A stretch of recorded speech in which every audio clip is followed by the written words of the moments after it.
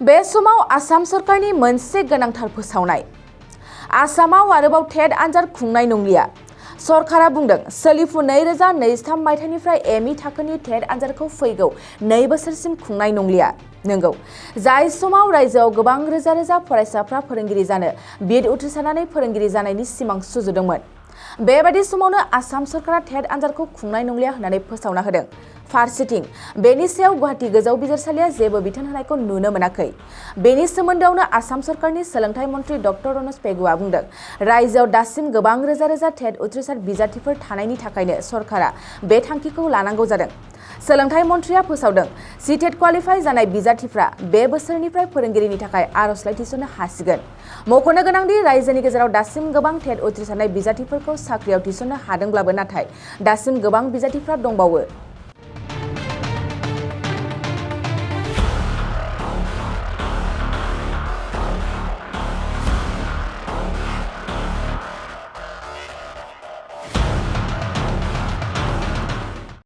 दखना जि-जोम गाननो मोजां मोनग्रा बर' हौवा हिन्जावफोरनि थाखाय मोनसे जोबोरैनो गोजोनथाव खौरां।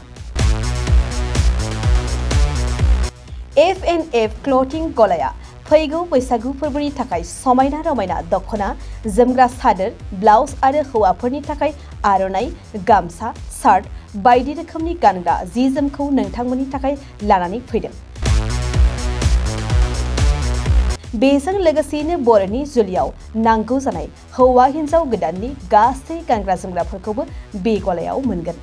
गसाइगाव टाउनजों नांजाबनाय राजापारानि गार्लस स्कुलनि अपोजिटआव थानाय F&F क्लथिं गलायाव बर'नि गाब गोनां समायना रमायना ड्रेसफोरखौ गोसोनि लुबैनाय बायदि मोननो हागोन। लोगोसेयैनो गोसो गुदुं सुबुंफ्रा गावनि मोजां मोननाय ड्रेसफोरखौ F&F क्लथिं गलायाव जायखिजाया सानावनो लांफैनो हागोन।